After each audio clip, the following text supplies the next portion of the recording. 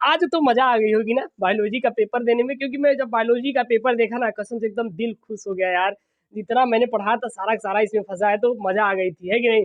मैंने सुबह भी जो वीडियो बनाए थे वहां से भी प्रश्न बने थे, और जो पिछले क्लास जो वीडियो 2 दिन से बच्चे देख रहे थे ना, कल से जो बच्चे वीडियोस पढ़ रहे थे मेरे, वो 100% नंबर स्कोर किए होंगे। इस बात की गारंटी है। दबा के कमेंट कीजिए, शेयर कीजिए। अब तो आप लोग सब्सक्राइब करेंगे ही, अब तो आपको सब्सक्राइब करना पड़ेगा।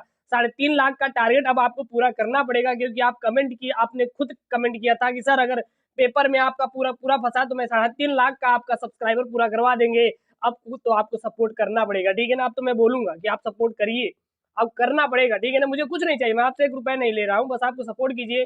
एक अंदर से जोश आता है पढ़ाने के लिए। अभी फिजिक्स का पेपर बचा है ना, केमिस्ट्री का पेपर बचा है ना, टेंशन मत लीजिए, सारे के सारे करवाएंगे। एक भी प्रश्न आउट ऑफ पेपर नहीं जाएगा, एक भी प्रश्न आपका बाहर से नहीं जाएगा, सारा का सारा। तो ये हम लेके आए हैं क्लास 12 बायोलॉजी का फुल पेपर सोल्यूशन है। 70 अंक का आपका पेपर आया था आज, जो कि 2:15 से 5:15 तक पेपर था। First on yes came studies का सोल्यूशन मिल रहा है। टॉप 1 का आपको, टॉप 1 चैनल है यस केम स्टडी, बायोलॉजी का, फिजिक्स का, केमिस्ट्री का। टॉप 3 सब्जेक्ट हम लोग पढ़ाते हैं, हम और नीतीश सर मिलकर आपको पूरी फिजिक्स की कंप्लीट करवाएंगे, पूरा केमिस्ट्री कंप्लीट करवाएंगे। और हाँ, हर एक वीडियो आप लोग पढ़िएगा, इंपॉर्टेंट है, काफी इंपॉर्टेंट है। और अपने दोस्तों के साथ वीडियो को जरूर से जरूर शेयर करिएगा। चलिए लाइक कर दीजिए। देखिए बहुविकल्पी मैंने आपको बार बार पढ़ाया हुआ था कि द्विनिषेचन वाला भी मैंने कल ही वीडियो बनाया था, आप देख के जाएंगे तो द्विनिषेचन का क्या तात्पर्य है, परिभाषा अगर आपको याद होगा तो ये करके आए होंगे। तो मैं आपसे ये पहला सवाल पूछूंगा कि आपने क्या इसका राइट आंसर मारा, तो मैं ये नहीं बताऊंगा, आपको पहला इसका बताना है, बाकी मैं पूरा आंसर दूंगा, क्योंकि मैंने इसको 2 बार आपको समझाया था। तो मुझे पता है कि आप लोग लगा के आए होंगे। इसमें का राइट आंसर आपको कमेंट करना है। इन्होंने तो चौथा लगाया, लेकिन क्या इन्होंने चौथा लगाया है कि नहीं, सही है कि नहीं, इसको लेके आपको कमेंट करना पड़ेगा, ठीक है ना। मजा आ गई होगी यार देख के पेपर को। अगला यहाँ पे बीजांड, यानी कि ऑल का वह स्थान जहाँ बीजांड वृंत जुड़ा होता है, इसको मैं कई बार मेंशन किया था, उसे क्या कहते हैं। अब देखिए कई सेट थे, तो सारे सेट में थोड़े थोड़े अलग हो सकते हैं, लेकिन ये तो सेट भैया बहुत ही सिंपल आया था, बहुत ही सिंपल आया था, और बच्चे एकदम फोड़ के लेके आए थे 70 में 70। तो बीजांड का वह स्थान जहाँ बीजांड वृंत जुड़ा होता है उसे क्या कहते हैं, निभाग यानी कि चलाजा, नाभिका यानी कि हाइलम, केंद्रक या फिर माइक्रोपाइल। तो बीजांड का वह स्थान जहां बीजांड वृंत जुड़ा होता है उसे क्या हम लोग क्या कहते हैं, उसे हम लोग नाभिका कहते हैं, यानी कि हाइलम बोला जाता है, ठीक है। तो इन्होंने तो सेकंड वाला ही ऑप्शन मारा है। अगला यहाँ पे क्या है, जेनेटिक इंजीनियरिंग का उपयोग होता है। जेनेटिक इंजीनियरिंग का उपयोग किसमें होता है, कृषि के क्षेत्र में, चिकित्सा के क्षेत्र में, वैक्सीन बनाने में, या फिर इनमें से सभी। तो जेनेटिक इंजीनियरिंग का उपयोग आपको हमारा कृषि के क्षेत्र में भी होता है, चिकित्सा के भी क्षेत्र में होता है, वैक्सीन बनाने में भी होता है। तो जेनेटिक इंजीनियरिंग का उपयोग हर जगह इसका होता है, यानी कि इनमें से सभी ऑप्शन क्या हो जाएगा, राइट हो जाएगा। आपने क्या कमेंट, आपने क्या किया था, क्या लगाया था, आप लोग कमेंट करना। मैंने कई बार इस प्रश्न को मेंशन भी किया था, और मैंने बताया भी कि जेनेटिक इंजीनियरिंग को आपको तैयार भी कर लेना है। सुबह ही मैंने 7 टॉपिक 1 घंटा से पहले वाला वीडियो बनाया था, जिसपे आप लोगों ने 20,000 से बच्चे ज्यादा प्यार दिए थे। वो सब सारे बच्चे कर क्या होंगे मुझे पता है, नहीं कर क्या है कमेंट कीजिए, आप अनसब्सक्राइब करके जाइए अगर मेरे जो बताया था फंसा नहीं होगा तो, ठीक है ना।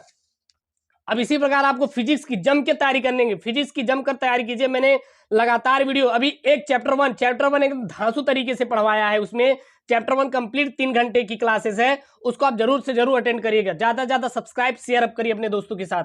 अगला है टीबी के टीके का नाम क्या है, पीएससी, ओपीवी, डीपीटी या फिर बीसीजी। तो टीबी के जो टीके का नाम है वो बीसीजी है। बीसीजी क्या है, टीबी के टीके का नाम है। मैंने इसको करवाया भी था कि टीबी के टीके का नाम क्या लिखना है, बीसीजी जो है टीबी के टीके का नाम है। क्लियर है यहां तक।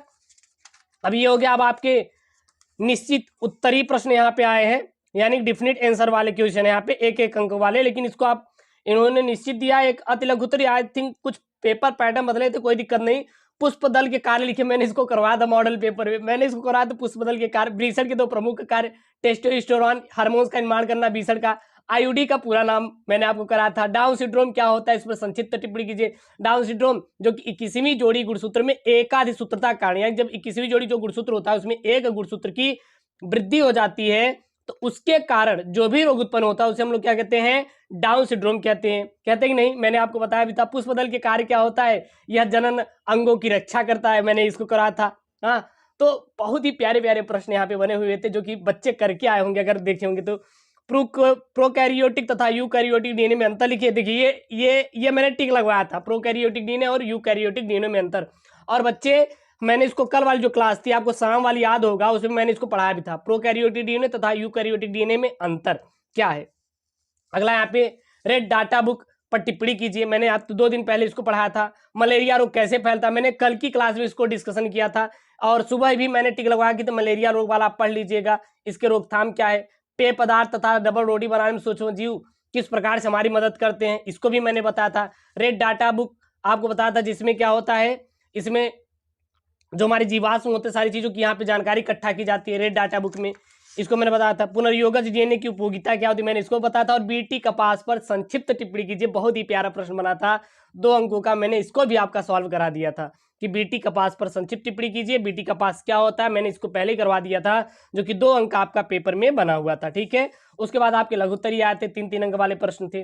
प्रश्न क्या है यहाँ पे, चौथा प्रश्न है, एक आवृतबीजी पौधे का प्रारूपिक बीजांड संरचना बताई। मैंने आपको इसके जो कल की नहीं परसों वाली जो शाम की वीडियो थी, मैंने उसको यहाँ पे मैंने इसको बताया भी था, और इसको मैं दिखाया भी था कि भैया इसको बना लीजिए। आवृतबीजी पौधे का एक प्रारूपी बीजांड संरचना, बीजांड के बारे में मैंने बताया था, बीजांड कितने प्रकार के होते हैं, कितने टाइप के होते हैं, वो सारे सारे मैंने चीज़ों को आपको के सामने मेंशन किया था।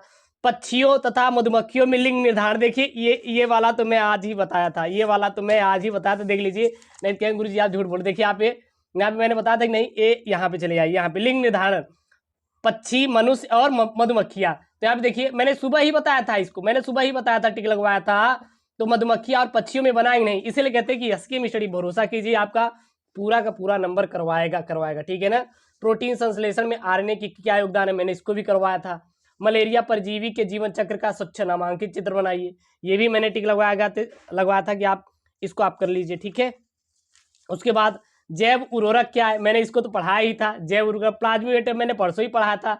जिन थेरेपी और एंजाइम थेरेपी के उदाहरण दीजिए, इसके मैंने करवाया था। तो ये तो दो भैया मैंने कल ही करवाया था कि जैव उर्वरक से क्या समझते हैं, कृषि में क्या उपयोग है, और प्लाज्मीवेटर क्या होता है, टिप्पणी कीजिए, इसको मैंने कल ही करवाया था। जैव विविधता मैंने सुबह ही लिखवाया था कि आप भैया जैव विविधता सारा कंप्लीट कर लीजिए, काफ़ी इंपॉर्टेंट है, देख लीजिए आप इसको भी देख लीजिए। नहीं कहेंगे गुरु जी आप झूठ बोल रहे, देखिए जैव विविधता यहाँ पे मेंशन किया नहीं कि जैव विविधता पर टिप्पणी कीजिए। हाँ, तो सारे करवाते। डीएनए फिंगरप्रिंटिंग मैंने करवा ही दिया था, 3 अंक। जो वीडियो देखे थे, जो बच्चे पढ़ के गए थे, वो सारा करके आते। डीएनए फिंगरप्रिंटिंग, मानव स्वास्थ्य और रोग पर टिप्पणी कीजिए, मैंने इसको भी करवाया था।